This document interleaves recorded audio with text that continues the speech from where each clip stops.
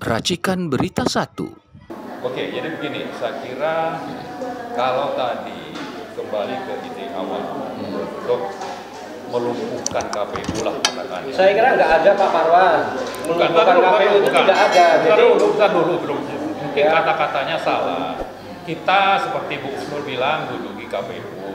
Oke, mungkin saya bukan tidak penyelesaiannya itu di KPU. Ya, jangan bergerak kemana-mana dulu. Oke. Bukan melumpuhkan, bukan menduduki. Ya, jadi begini yang ingin saya ya. sampaikan adalah itu satu hal dan saya tidak merasa perlu untuk menyatakan menolak itu gitu. Lakukanlah itu, ya kan? Tapi harus dicatat bahwa ada langkah yang lebih efektif dan efisien untuk bagaimana masalah kecurangan ini diselesaikan, dan karena pidananya itu sangat berat, maka yang menjadi target kita adalah bagaimana pelakunya ini ya itu dilumpuhkan. Misalnya presiden terbukti pidana berat terlibat dalam kejahatan pemilu curang ini misalnya, itu satu. Yang kedua, kalau memang angket atau penyelidikan oleh atau audit oleh DPR ya dengan memanfaatkan atau meminta auditor independen mengaudit, lalu ditemukan memang ada kejahatan, ada TSM, maka ini juga bisa membatalkan paslon 2 misalnya. Jadi dua hal ini saya kira ini jauh lebih prioritas dan ini mestinya dilakukan lebih prioritas dibanding kita tadi mau minta KPU menjalankan sesuatu yang memang tugasnya, tapi itu bisa saja akan lebih lama atau tidak efektif. Kenapa? Karena pemimpinnya ini adalah yang tadi jadi target kita, yang namanya Bawaslu, KPU. Jangankan dua ini, MK aja itu di bawah kendalinya Presiden. Sementara Presiden bilang kalau ada masalah, ada kecurangan, lapor aja ke Bawaslu, lapor saja ke MK. Itu kan yang dinyatakan oleh Presiden. Dia berani nantang kita, nantang rakyat. Kenapa? Karena dia tahu bahwa ini semuanya di bawah kendalinya dia gitu. Jadi kenapa kita tidak langsung mengadres siapa sebetulnya yang paling berkuasa terhadap isu ini? Apakah memang KPU tadi atau Presiden? Ya saya bilang Presiden. Maka alatnya juga harus besar. Apa alat besar itu? Ya tadi angket supaya bisa efektif. Ya kita minta rakyat juga menuntut, menggugat DPR untuk segera melakukan audit tadi atau yang namanya angket itu gitu. Ya jangan lupa Jokowi itu berada di atas trias politika.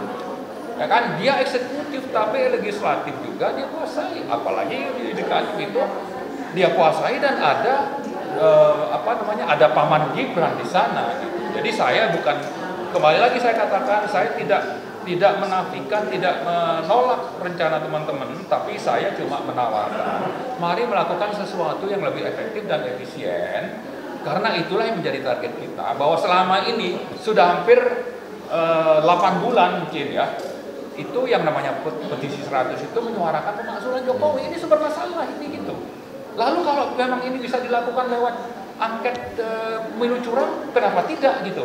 Kenapa harus mipir-mipir dulu? Ya oke lah, silakan. Saya bilang paralel bisa, tapi yang lebih prioritas adalah bagaimana yang namanya Joko Widodo harus dihentikan, lalu paslon yang memang terlibat kecurangan karena didukung oleh pemerintah secara curang, maka ini juga harus didiskualifikasi menurut Undang-Undang Pemilu yang tadi sempat disinggung juga oleh teman kita Pak Antoni Budiawan. Saya lebih cenderung ke sana.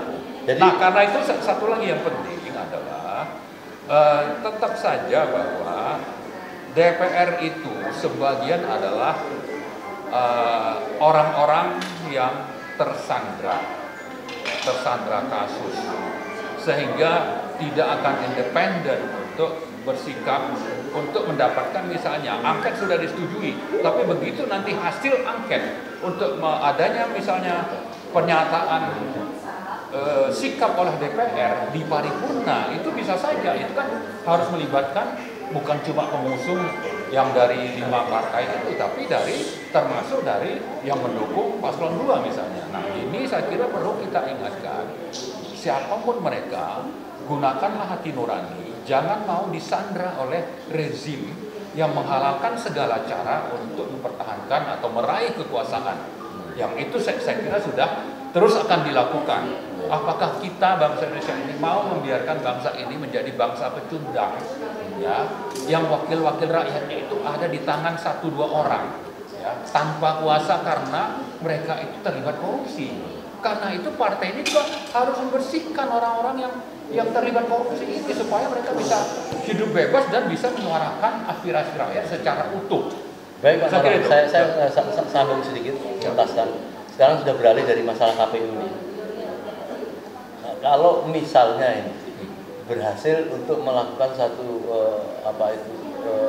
angket dilakukan, apa sih yang bisa dilakukan di situ Pak? Apakah bisa mengkoreksi atau bukan? Jadi begini, namanya angket itu intinya adalah menyelidiki apa saja. DPR minta apa itu harus tersedia itu informasi. Dan itu akan bisa membongkar misalnya bagaimana yang namanya IT KPU diadakan, proses pengadaannya seperti apa. Bisa juga bagaimana waktu bansos itu dibagi-bagi oleh polisi. Ditemukan bahwa polisi ini banyak sekali yang memang mengantar yang namanya bansos dari pemerintah itu, atau bagaimana misalnya kepala-kepala desa itu dikumpulkan untuk memilih paslon nomor 2 misalnya. Nah ini kan sudah sangat banyak beritanya, tapi kalau itu dilakukan secara terbuka, sistematis oleh DPR, maka kejahatan ini bisa terbongkar. Belum lagi tadi kita bicara tentang adanya yang disebut dengan automatic adjustment. Ya, automatic adjustment, karena nggak ada duit, sudah habis untuk bansos, ngambil dari mata anggaran lain.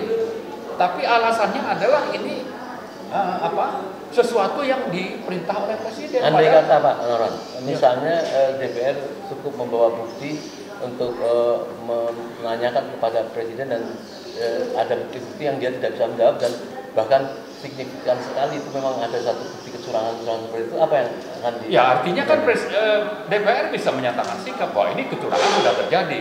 Nah kalau kecurangan itu sifatnya TSM, maka sanksinya adalah ini, begitu ya kan, sanksinya itu tadi didiskualifikasi gitu. Nah lalu juga kalau bicara tadi tentang pengadaan sistem IT KPU, setelah audit DPR melihat wah ini ada keterlibatan dari eksekutif. Nah eksekutif juga bisa jadi sasaran. Jadi kalau bicara angket itu hanya berlaku terhadap pemerintah, bukan kepada lembaga seperti KPU. Tapi keterlibatan pemerintah dalam bagaimana sepak terjang KPU itu berlangsung, termasuk dalam pengadaannya itu kan ada keterlibatan pemerintah. Kalau dalam angket itu bisa terbukti bahwa juga ternyata eksekutif ini atau presiden ini terlibat, itu juga bisa mendatangkan sanksi. Nah apalagi kalau memang tujuannya untuk kita ini menegakkan hukum, terutama terhadap pengkhianat negara yang didefinisikan di dalam pasal 169 Undang-Undang Nomor 7 2017. Pengkhianat negara ini salah satu kategorinya adalah yang melanggar pasal-pasal dalam konstitusi. Ya kan, pasalnya itu apa saja? Nah, ternyata misalnya ditemukan dalam pengadaan itu atau dalam proses penambahan dana bansos tadi itu melanggar pasal 23 karena tidak melibatkan DPR. Ini juga bisa menjadi pintu masuk untuk pemalsulan. Gitu. Baik, Pak Agus, mungkin ada sedikit yang mau disampaikan untuk menghadapi kecemasan masyarakat bisa menyelesaikan ini di KPU, kemudian ingin melangkah lebih jauh lagi rakyat ini, mungkin ada yang mau disampaikan? Iya, saya kira kalau saya tetap pada step yang di depan kita itu adalah, saya setuju dengan buku Maria, ini penyelesaian soal Pilpres itu adalah masih berada di KPU, dia masih bicara bahwa kemudian nanti ke angket, nah itu langkah politik yang mungkin Pak Umar mau tempuh, tapi penyelesaian dari proses pemilu yang kacau ini adalah masih berada di KPU. Jadi kita fokuskan di KPU dulu untuk dia mempertanggungjawabkan seluruh kekacauan ini ya, karena ini bukan sesuatu yang tidak disengaja, ini sebuah kesengajaan yang jelas gitu.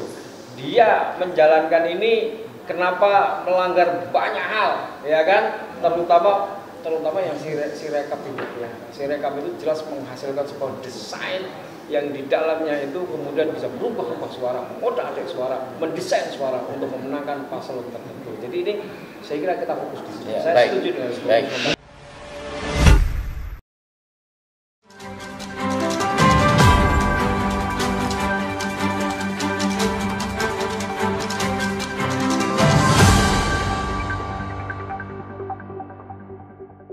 Racikan Berita 1.